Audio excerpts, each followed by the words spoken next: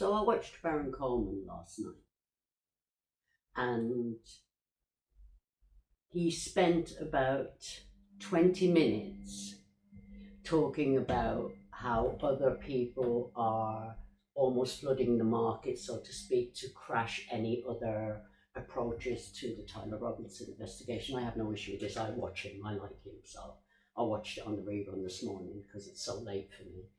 But it's very interesting that he spent around 20 minutes, 15 I'd say, about 15 minutes on and off periodically, like one burst of it, and then periodically making side comments, kind of sliding it back into conversation, where he referred to people flooding the market to kill their idea.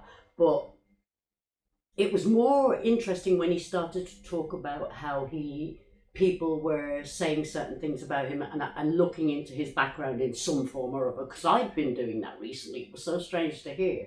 Not to find anything bad, just to find out who he is, because all of this radio stuff and all the rest of it, and I'd never heard of him, and that doesn't mean he's not anyone, because I've never heard of a lot of people, but it's just interesting that he then spent about 15 minutes explaining to people all the different ways and areas of his life in which he didn't care. And I thought to myself, for someone who doesn't care, you've spent a lot of time thinking about the areas in which you do not care. Enough so to come online and tell everybody how you do not care about those things. Sorry, about those things. Sounded Canadian then. About those things. But here's the thing with caring. I love psychology. And here's the thing with caring. If you don't care, you just don't care. Nothing else to say. It's like, the truth is the truth. Let the rest speak for itself. But if you don't care, you just don't care. You don't start explaining yourself and spreading out all these areas to prove that you don't care and which one of them you don't care in. I think that's very telling of the fact that you deeply care about people coming across something in your background. Now, I know about all the grassing stuff about you, about being an informer and all that kind of thing. We call it grassing over here, but an informant and that, and I don't know what that case was about. I mean, if it was about something like where people are being harmed, children or whatever, yeah, fine. But if you're just grassing someone up for going to the shop and pinching a bag of potatoes or whatever because they were hungry, well, then it's a little bit naughty, innit? But anyway, I think it speaks to your character, though, to be quite honest. I think it speaks to the bigger picture of your character in terms of a podcaster. And yes, I say you because I am speaking directly to your character. In my experience of watching you, and no allegedly, because that doesn't make any sense and people never use that in the right context. It's just my opinion of who you are.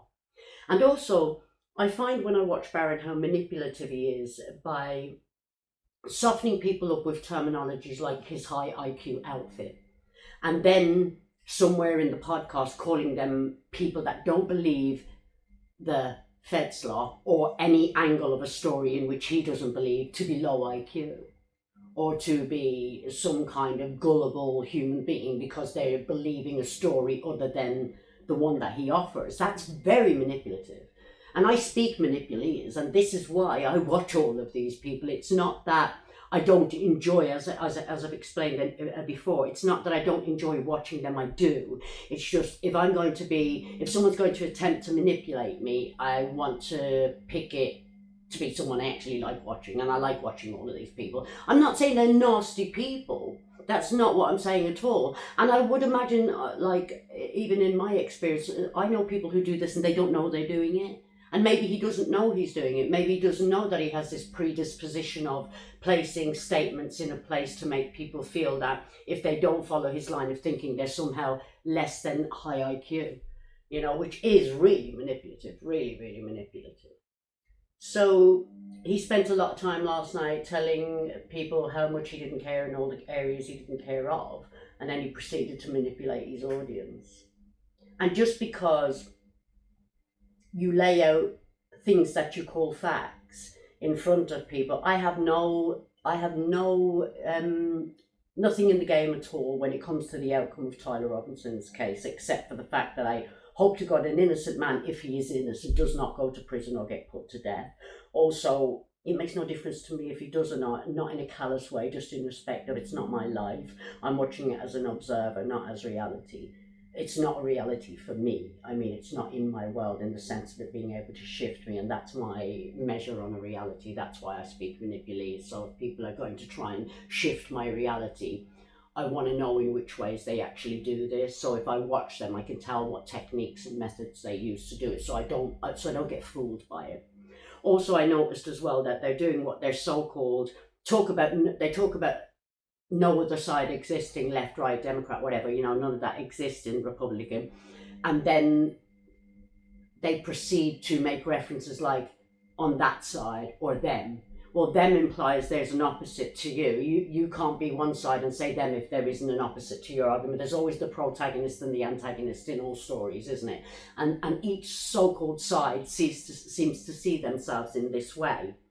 And often you'll hear them talk about how the choir comes out in terms of storylines, let's say an attack on Candice or an attack on whoever, how they echo this chorus line of a song they write in terms of words to disparage somebody or to discredit somebody or something like that.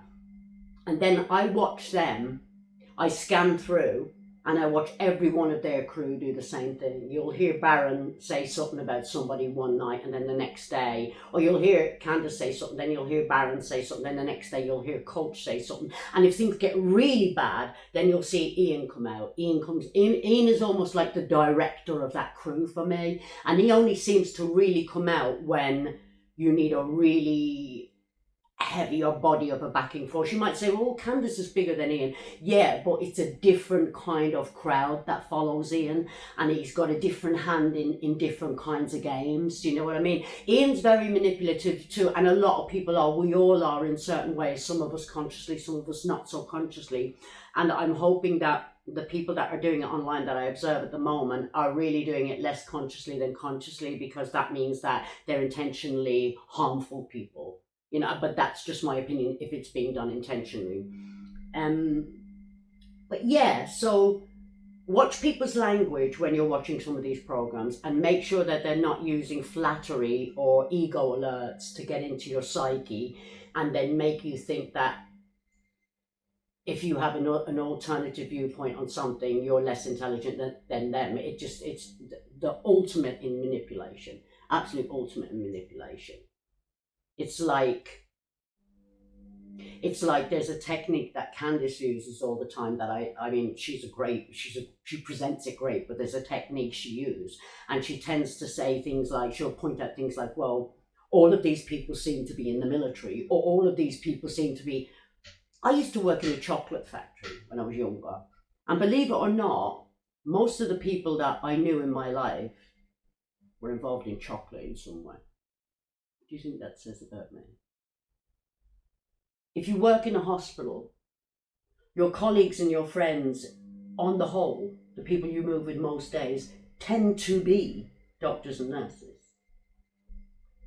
This is the way life is. So correlation and causation are two extremely different things, and they use correlation as if it's causation, and this is where I have the problem. And be careful of, I would say to everybody online, be careful of thinking that because these people speak in a certain way that you would be able to do it too. You would not, and you probably find yourself in a lot of legal issues if you even suggested that some of the things they say, if you suggested it. Also, don't try and, I personally believe you cannot hide behind the First Amendment when it comes to that, because they have found so many ways around language.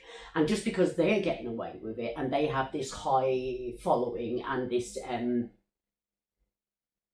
there's some backdoor pushing going on. I know that is. These people, I stand by my guns in this. These people have not organically risen in the way that they would have you believe they have organically risen. They have been put inside a system because they know television and cable is dead.